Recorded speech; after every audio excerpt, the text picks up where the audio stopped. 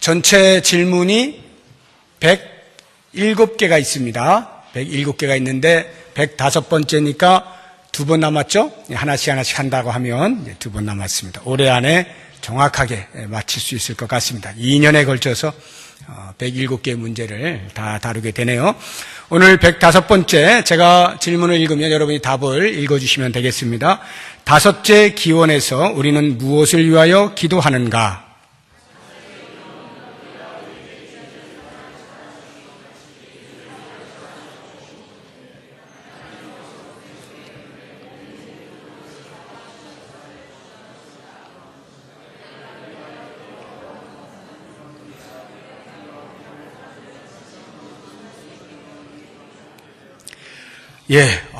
지금까지 읽은 것 중에 가장 자유롭게 읽으셨습니다.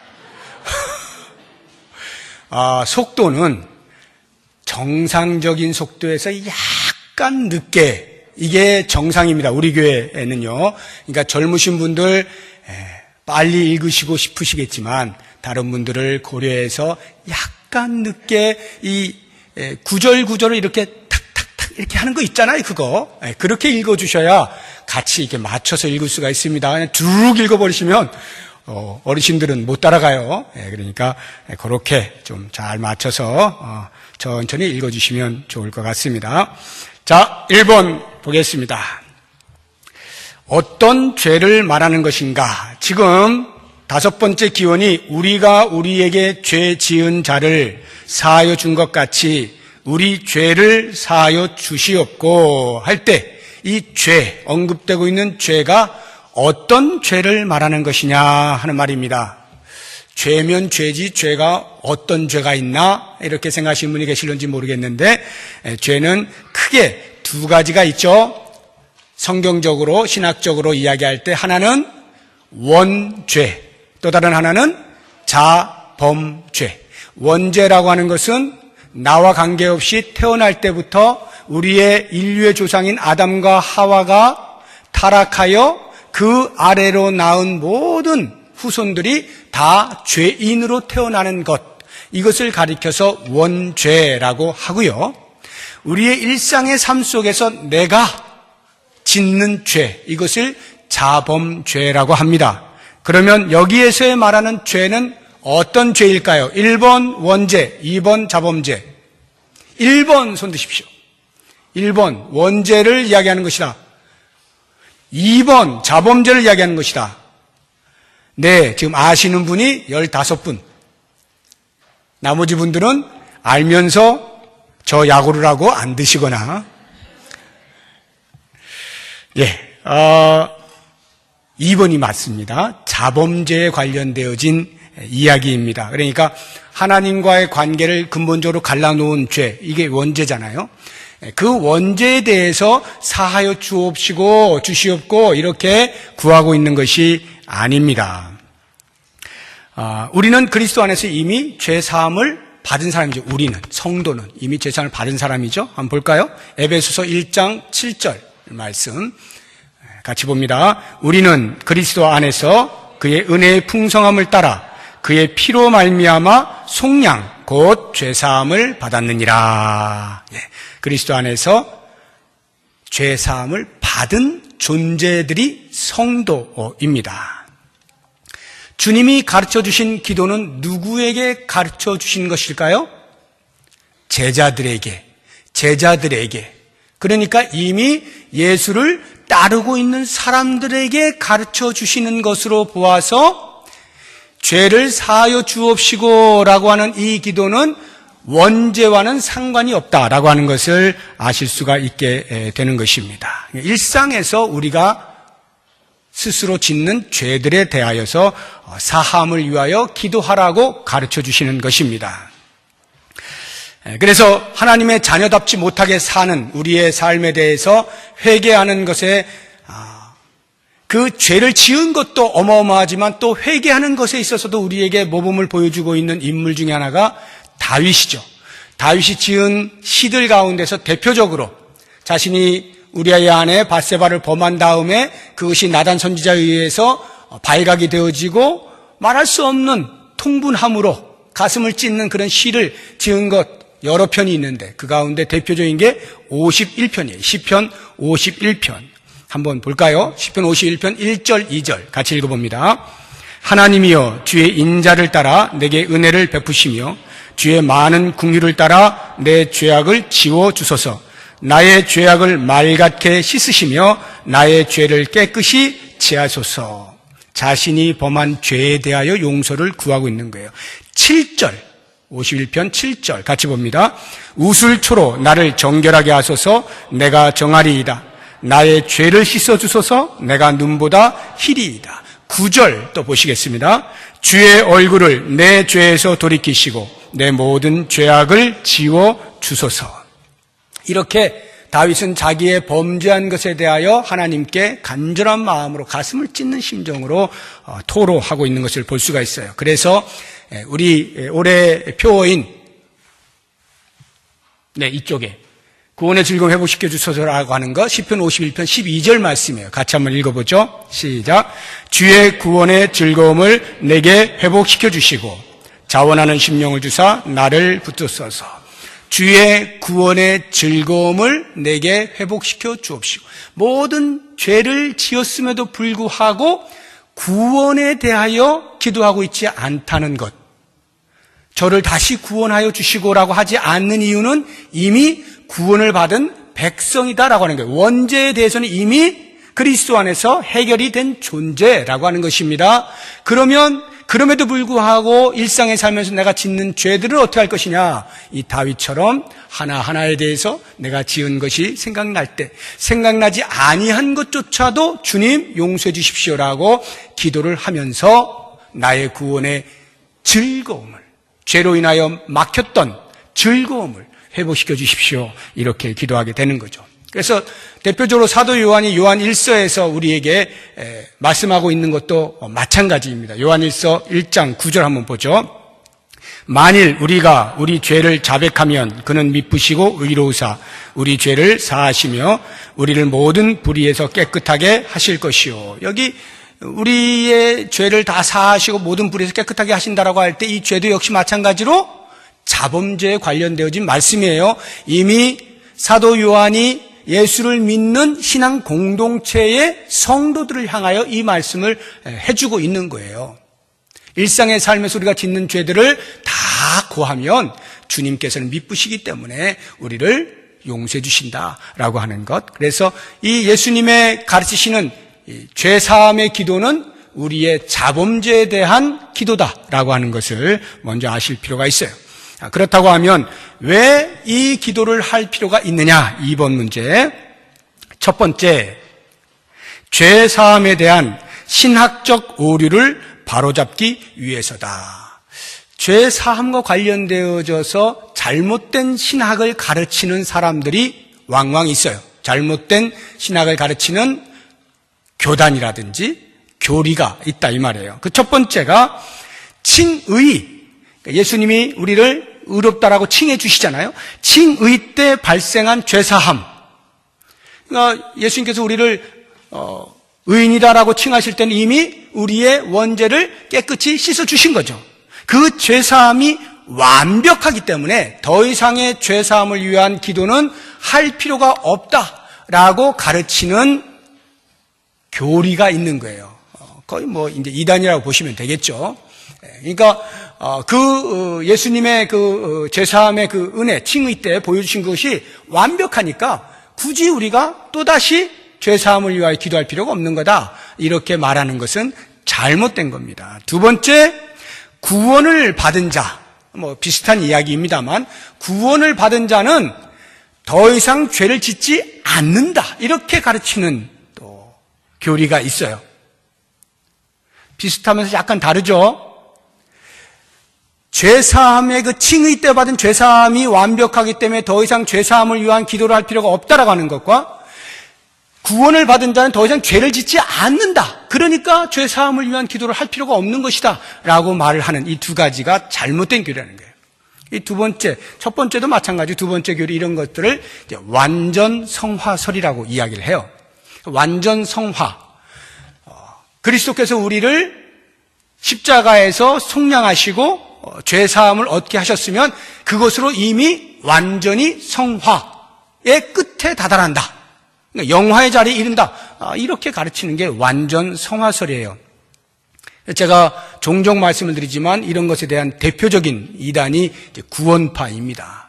박옥수, 가끔 잠실체육관, 집회 이렇게 큰 데서만 하는 거 있죠. 버스 같은 데다 이렇게 붙여놓고 다니는 그런 그 박옥수. 이 구원파가 이렇게 가르쳐요. 그래서 아무리 우리가 죄를 지어도 죄를 짓는 것이 아니라고 말을 하고 죄의 어떤 행위들이 있음에도 불구하고 그 안에 들어가 있으면 그 구원파에서 말하는 것에 의하면 괜찮은 거예요. 괜찮은 거예요. 나는 이미 구원을 받은 거예요. 마치 초대교회 당시에 영지주의 가운데에서 한 극단이 금욕주의고 또 다른 한 극단이 쾌락주의라 그랬잖아요. 이 쾌락주의가 영과 육은, 금욕주의도 마찬가지고 영과 육은 분리가 되어지는 이원론적이기 때문에 영은 선하고 육은 악하다. 그러니 이 악한 육이 아무리 악한 짓을 해도 나의 영혼에는 영향을 미치지 않는다. 이렇게 가르치는 거예요. 이게 바로 완전 성화설과 유사한 거죠.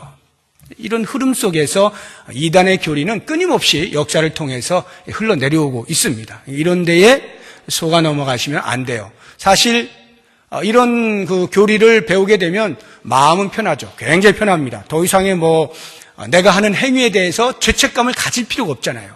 그래서 참 좋은 것이면은 틀림없지만 그 영혼은 주님과 관계없이 되어버린다라고 하는 것입니다. 자, 두 번째, 하나님과의 관계의 중요성 때문에 이 기도가 꼭 필요하다라고 하는 것입니다.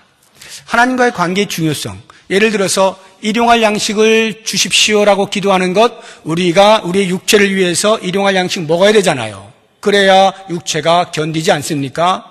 그런 것처럼 우리의 영혼이 하나님과 수시로 관계하고 있어야 되는데 이것을 방해하는 것이 죄거든요. 우리가 범죄할 때마다 하나님과의 관계에 금을 가게 만드는 거예요. 벽을 쌓는 거예요. 그런데 그렇게 되면 우리의 영혼은 하나님과 관계가 멀어지면서 살아도 사는 게 아닌 겁니다.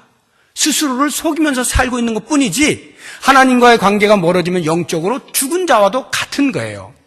그러한 삶에 대하여 하나님과의 관계가 계속해서 지속적으로 좋은 관계로 유지되게 하기 위해서는 반드시 죄 사함에 대한 기도를 해야 한다. 우리가 일상에서 짓는 죄들에 대해서 날마다 기도하면서 회개함으로 다시금 하나님 앞에 깨끗한 영으로 친밀한 관계를 유지해야 되는 거죠. 만약 그렇지 않으면 마치 우리가 요즘 컴퓨터를 많이 쓰는데 그 컴퓨터에 바이러스가 하나 들어가면은 멀쩡하던 것이 어느 날 갑자기 막히지 않습니까? 그런 것처럼 우리의 영이 죄를 그대로 둔 채, 마음에 품은 채 겉으로는 신앙생활을 열심히 하고 있는데 실제적으로 이 속에서 죄를 품은 채 있다라고 하면 마치 바이러스 침투에 의해서 병이 걸린 컴퓨터와도 같은 그러한 모습이다라고 하는 것입니다. 그래서 이 죄사함에 대한 기도는 반드시 필요한 거예요. 자, 세 번째. 이 기도의 가르침에 대해서 조심해야 할 것이 있습니다. 우리가 우리에게 죄 지은 자를 사하여 준 것 같이 우리 죄를 사하여 주시옵고라고 하는 이 기도에 조심해야 되는 부분. 어떤 거겠어요? 내가 용서하는 나의 용서의 행위가 내가 죄 사함을 받는 조건처럼 들리지 않습니까? 내가 나에게 범죄한 사람을 용서해 준 것 같이 주님 저를 좀 용서해 주세요. 제가 이 사람 용서해 줬잖아요. 그러니까 그거 보시고 저도 용서해 주세요 라고 주님이 나의 죄를 사하시는 일에 있어서 내가 행한 바가 조건이 되는 것처럼 들린다 이 말이에요. 한번 볼까요? 하나님 말씀이 실제로 이러한 말씀이 있어요. 마태복음 6장 14절 15절 같이 읽어봅니다. 너희가 사람의 잘못을 용서하면 너희 하늘 아버지께서도 너희 잘못을 용서하시려니와 너희가 사람의 잘못을 용서하지 아니하면 너희 아버지께서도 너희 잘못을 용서하지 아니하시리라. 나의 용서하는 행위가 하나님으로부터 용서받는 일의 조건으로 등장하고 있는 것처럼 보이지 않습니까? 그래서 이걸 안 하면, 앞에 것을 안 하면 뒤에 게 없는 거예요. 앞에 것을 하면 뒤에 것이 있는 거예요. 앞에 것이 조건이 충족될 때 뒤에 있는 일이 일어난다. 이렇게 들린다 이 말이에요. 그런데 만약에 이 말씀을 그렇게 이해를 하게 되어지면 어떤 일이 벌어지냐면, 내가 죄를 지었음에도 불구하고 그것에 대해서 내가 양심선언을 해버리는 거예요. 나는 죄 짓지 않았다. 자기 양심으로 나는 죄 짓지 않았다. 죄가 품어져 있는데도 불구하고 자기가 양심선언을 하고 회개하지 않아요. 그럼 어떤 일이 벌어집니까? 하나님과의 관계가 점점 멀어지는 거죠. 죄를 품고 있으면 거룩하신 하나님을 볼 수가 없다니까요. 나는 양심선언하고 나는 계속 예배드리고 있고 나는 모든 신앙의 행위들을 다 하고 있지만 정작 영은 하나님과 점점 멀어지게 되는 거예요. 이런 일이 벌어지는 것이죠. 그래서 이 말씀에 대한 이해를 잘 해야 되는 것이에요. 내 용서, 내가 하나님께로부터 받는 용서는, 내가 사람들을 용서하는 용서는, 나에게 범죄한 사람을 용서하는 용서는 하나님께서 나를 용서하신 것, 내가 하나님께로부터 받은 용서에 대한 열매로서 행하게 되는 거예요. 그러니까 내가 하나님께로부터 받은 용서가 없는데 누군가를 용서할 수 있다는 것은 어불성설이다 이 말이죠. 주님께로부터 받은 바 용서함이 있기 때문에 나에게 죄 지은 자를 용서하고자 하는 마음이 생기는 것이고 의지가 발동하는 것이고 실현 가능하다. 열매를 맺을 수가 있는 것이다 라고 하는 거예요. 그래서 이 말씀에 대해서 사도 바울이 잘 우리에게 표현을 해놓고 있어요. 골로새서 3장 13절 말씀 같이 읽어봅니다. 누가 누구에게 불만이 있거든 서로 용납하여 피차 용서하되 주께서 너희를 용서하신 것 같이 너희도 그리하고. 사도 바울이 명확하게 우리에게 가르쳐주고 있죠. 주께서 우리를 용서해 주신 것처럼 너희도 그렇게 해야 되지 않겠느냐라고 말씀을 하고 있는 것이죠. 그러니까 우리가 만약에 우리에게 죄 지은 자를 사한다면, 용서해 준다면 그것은 내가 잘나서가 아니라 주님이 용서하신 바에 따른 자연스럽게 맺는 열매라, 이렇게 보시면 되겠습니다. 마지막 네 번째입니다. 왜 내 용서의 행위가 나의 죄를 사함받는 조건인 것처럼 말씀하셨나? 제가 이렇게 설명을 드렸는데, 아니 그러면 예수님이 왜 이렇게 문법을 잘 모르시나? 왜 이렇게 어렵게 해놓으셔가지고 우리를 헷갈리게 만드시지? 라는 생각이 들지 않아요? 왜 나의 용서하는 그 행위가 마치 내가 죄를 사함받을 수 있는 전제, 조건이 되는 것처럼 그렇게 말씀을 하셨을까? 세 가지. 첫 번째가 뭡니까? 우리의 회개의 기도가 형식에 그치지 않게 하시려고.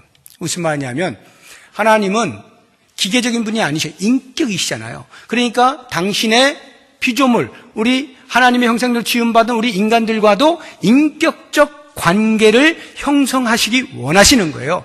그렇기 때문에 우리에게 주어진 자유의지로 인하여서 때로는 우리가 범죄를 하게 되는 것입니다.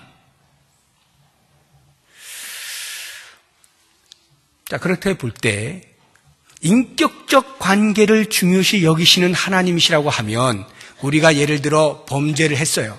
그럼 하나님, 저 범죄했습니다. 용서해 주세요. 기계적으로 우리가 회개한다고 하면 그게 들어질까요? 하나님께 받아지는 회개가 될까요? 그렇지 않다 이 말이에요. 무조건 내가 무엇을 잘못했을 때 하나님, 잘못했습니다.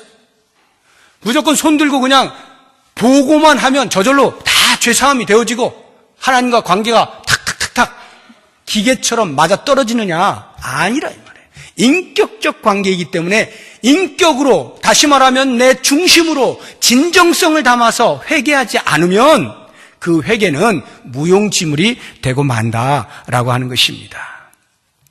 그러면 그 진정성을 어떻게 알 수 있느냐 이 말이죠. 내가 진정성을 가지고 나의 행한 죄에 대하여 하나님께 용서를 구하고 있다는 것을 뭘로 아느냐고요?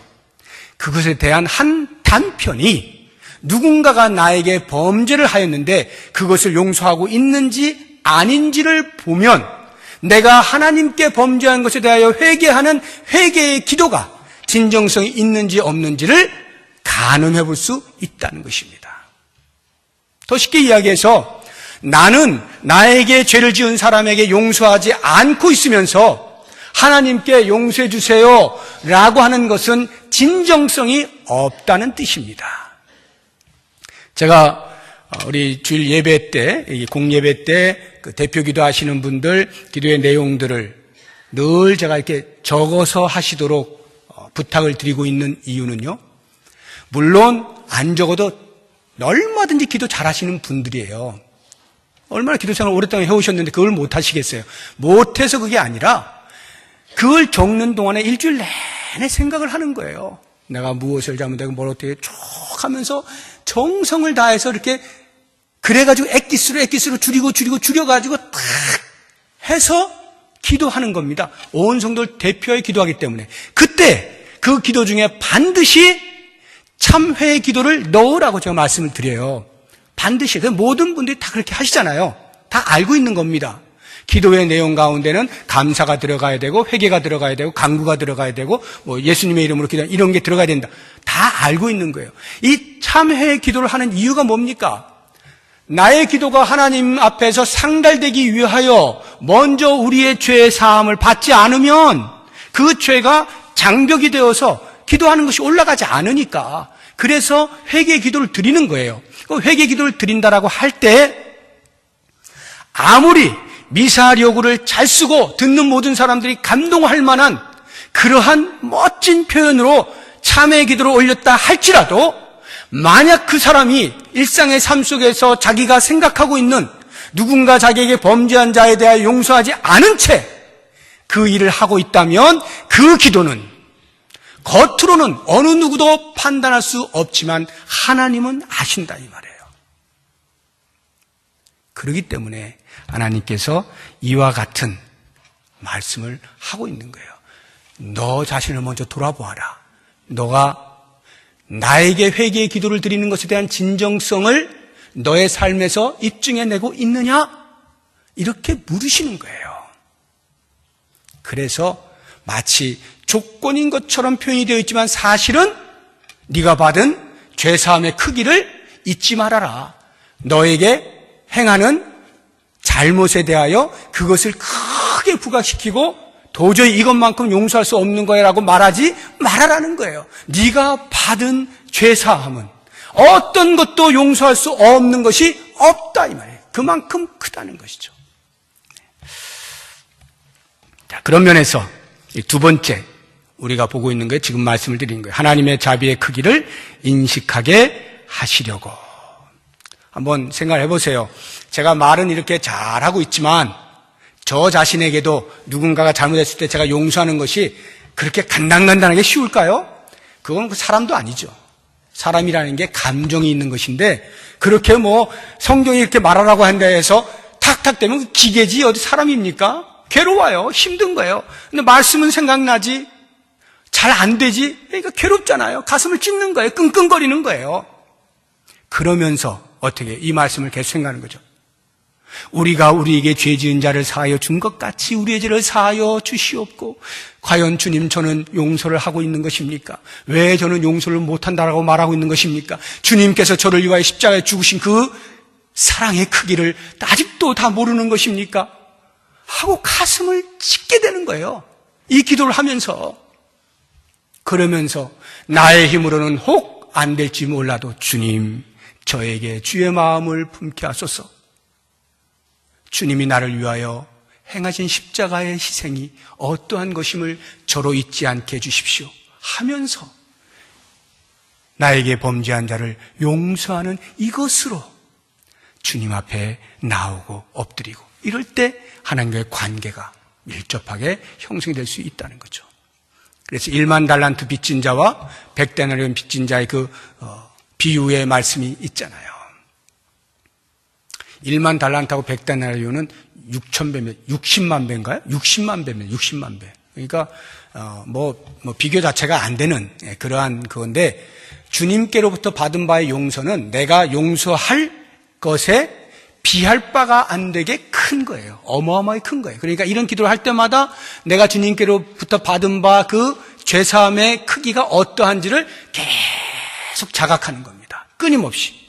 그러할 때 자기도 모르는 사이에 용서할 수 있는 성화가 점점 자라날 수가 있게 되는 것이죠. 마지막 세 번째, 왜 이런 식으로 표현을 하셨을까? 이 기도를 하는 가운데 형제의 죄를 용서하는 결단을 촉구하시기 위하여. 이게 무슨 표현일까요? 이 기도를 하면서, 그렇지, 내가 이 형제를 용서하지 못하면 어떻게 되겠는가라고 하는 결단을 촉구하시려고. 한번 보시죠. 이 말씀의 병행 구절이 누가복음에 나오는데요. 그 표현이 약간 달라요. 한번 보시죠. 누가복음 11장 4절 같이 읽어봅니다. 우리가 우리에게 죄 지은 모든 사람을 용서하오니 우리 죄도 사하여 주시옵고. 자, 여기를 보시면 우리가 우리에게 죄 지은 모든 사람을 용서하오니의 말 속에 담겨 있는 결단과 다짐과 느껴지십니까? 주님, 전 정말 힘들어요. 정말 미워요, 저 사람. 용서하고 싶지 않아요. 생각하고 싶지도 않아요. 그런데 주님, 제가 용서하오니 저를 용서해 주십시오. 결단을 촉구하는 거예요. 이 기도를 통해서. 그러니까 하나님과의 관계가 내가 깨끗하다라고 한다면 그것은 반드시 내 형제와의 관계의 깨끗함을 동반해야 되는 것입니다. 내 형제와의 관계의 깨끗함이 있기 위해서는 반드시 하나님과의 관계의 깨끗함이 유지돼야 되는 거예요. 그랬을 때 우리는 주께로부터 받은 바 그 죄사함의 은혜의 크기를 기억하면서 나와의 관계에서 나를 힘들게 하는, 나에게 죄를 짓는 누군가에 대하여 그 사랑으로 품어서 용서를 하는 것이고, 그 용서를 통해서 주의 받은 바 사랑에 대한, 죄사함의 은혜에 대한 기억을 잊지 아니하고 또다시 주께 감사할 수가 있게 된다. 이게 예수님께서 우리에게 가르쳐주신 5번째 기도의 내용입니다. 여러분들이 이 말씀은 정말로 실제적이죠. 대단히 실제적입니다. 지금도 여러분 스스로를 돌아보십시오. 내가 내 형제 자매와 해야 할 일에 대해서는 계속 머뭇거리고 주저하고 유보하고 미루고 이렇게 하면서 하나님 앞에서는 여전히 계속해서 하나님의 그 크신 자비하심으로 나를 받아주시고 용서하시고 여전히 당신의 아들로 삼아주시기를 원하는 마음이 있지 않습니까? 이게 우리의 마음이에요.